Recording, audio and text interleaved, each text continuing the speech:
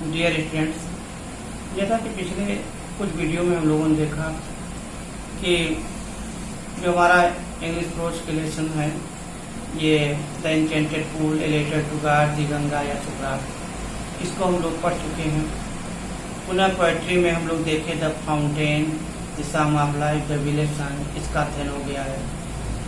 Supplementary में हम लोग देख रहे हैं the inventor who kept his promise, the judgement seat of Vikramaditya, ये हम पढ़ चुके हैं।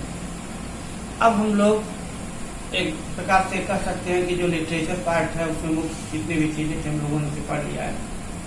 अब हम लोग इसमें जो है देखते हैं कि ग्रामर पार्ट यानी जो सेक्शन बी है उसमें क्या क्या चीज पढ़ना है।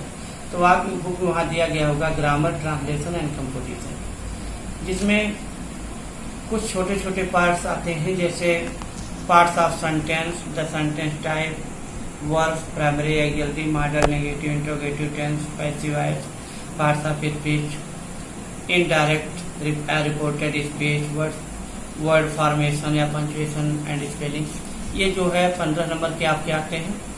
Translation from Hindi to English 4 यानी 4 मार्क्स के आपके हैं।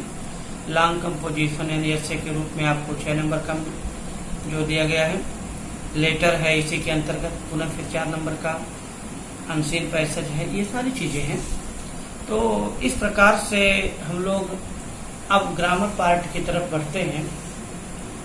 तो आज इस वीडियो में हम लोग सबसे पहले ग्रामर में एक जो आपका 4 नंबर का क्वेश्चन है, लेटर राइटिंग या एप्लीकेशन राइटिंग।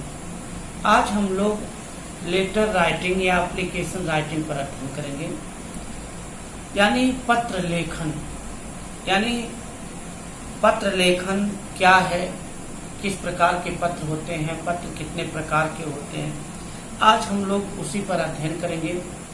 और स्टूडेंट्स आप खुद उसको देखिएगा कि आपका जो सिलेबस आगे दिया गया है उसमें तीसरे में या कंपोजिशन में उसमें जो बी पार्ट है यहाँ पर लिखा होगा लेटर राइटिंग एप्लीकेशन राइटिंग।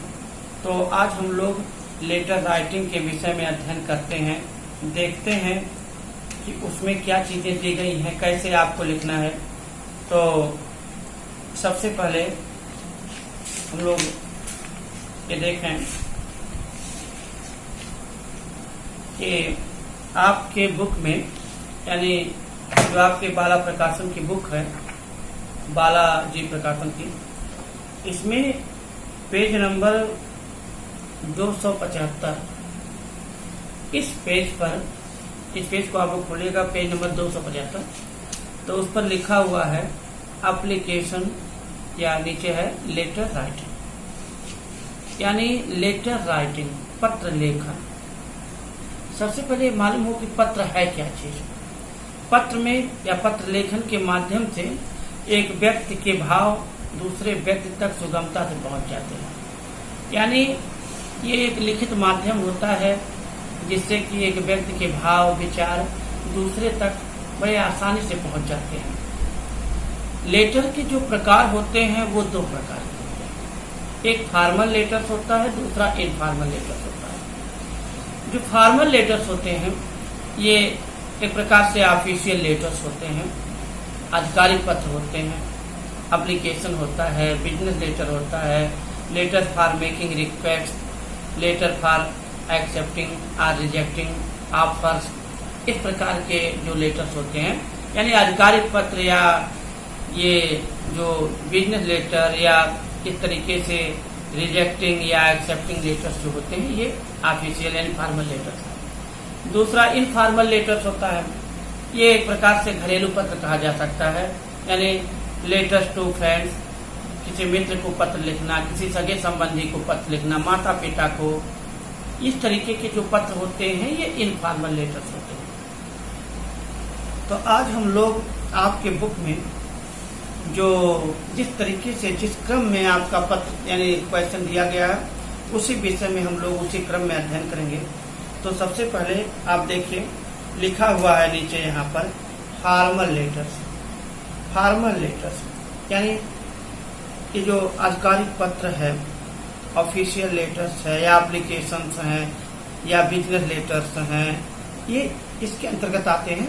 तो इसमें जो पहला जो क्वेश्चन दिया गया है वो ये है, write an application to the principal of your college, write an application to the principal of your college to grant you 4 days leave as you are suffering from fever.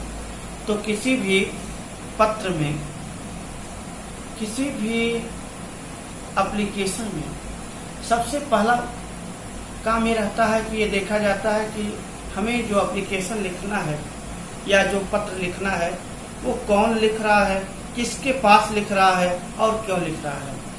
अब जैसे ये क्वेश्चन है कि write an application to the principal, यानी principal के पास, अपने principal के पास आप एक प्रार्थना पत्र लिखिए। अपने कॉलेज के प्रिंसिपल के पास एक प्रार्थना पत्र लिखिए। क्यों लिखना है? To grant you 4 days leave as you are suffering from fever. तुम बुखार से पीड़ित हो, तुम्हें 4 दिन की छुट्टी चाहिए, यानी 4 दिन की छुट्टी के लिए तुम प्रिंसिपल के पास प्रार्थना पत्र लिखो। तो आप पहले भी 9th क्लास में भी प्रार्थना पत्र के विषय में या एप्लीकेशन आप लिखे होंगे। तो सबसे पहले टू, क्या लिखा हुआ? To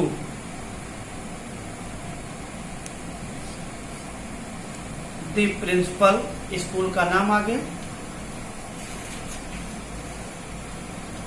sir, with due respect I beg to say that I have been suffering from fever since last night. With due respect I beg to say that I have been suffering from fever since last night. यानी जिस प्रकार से लिखा जाता है, सविनय निवेदन है कि बहुत विनम्र पूर्वक मैं आपसे कहना चाहता हूँ कि मैं पिछली रात से ही बुखार से पीड़ित हूँ, मुझे बुखार है। Therefore I am unable to attend the class, इसलिए मैं क्लास अटेंड करने में असमर्थ हूँ। Hence I request you, इसलिए मैं आपसे प्रार्थना करता हूँ, to grant me 4 days leave from, अब यहाँ पर आप डेट भी डाल सकते हैं, जिस डेट से आपको छुट्टी चाहिए और जिस डेट तक। तो I request you to grant me 4 days leave, मैं आपसे प्रार्थना करता हूँ मुझे आप 4 दिन की छुट्टी प्रदान करें। आप ये भी लिख सकते हैं कि फ्रॉम टुडे, यानी जिस डेट से एप्लीकेशन लिखा जा रहा है।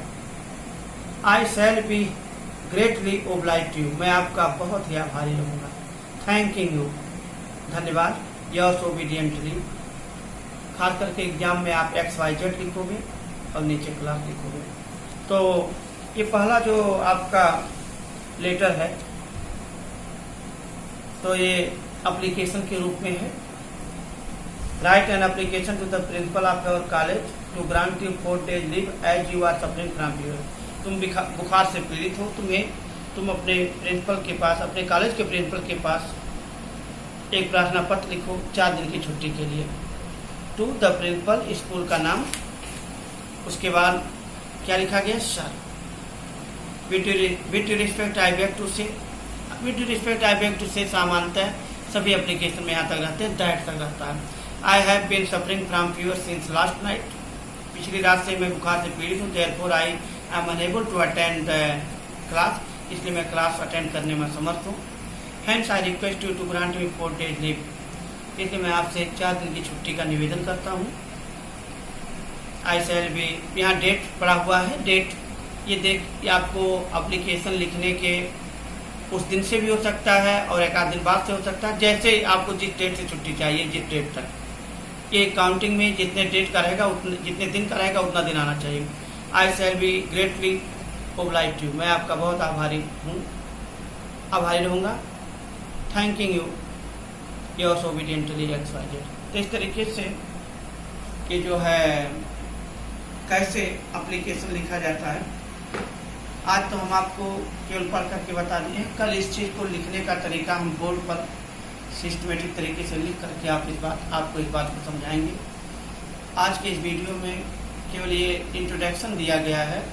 अगले वीडियो में आपको डिटेल में इसके विषय में बताया जाएगा कि कैसे आप ऑफिशियल यानी फॉर्मल या इनफॉर्मल लेटर जो भी रहेगा वो कैसे लिखोगे, उसके नियम क्या होते हैं, लिखने का तरीका क्या होता है, कितना बड़ा होना चाहिए, कितना वर्ड्स होना, कैसे क्या है, उसके विषय में आपको अगले वीडियो में बताएंगे। इस वीडियो में बस इतना ही। Thank you.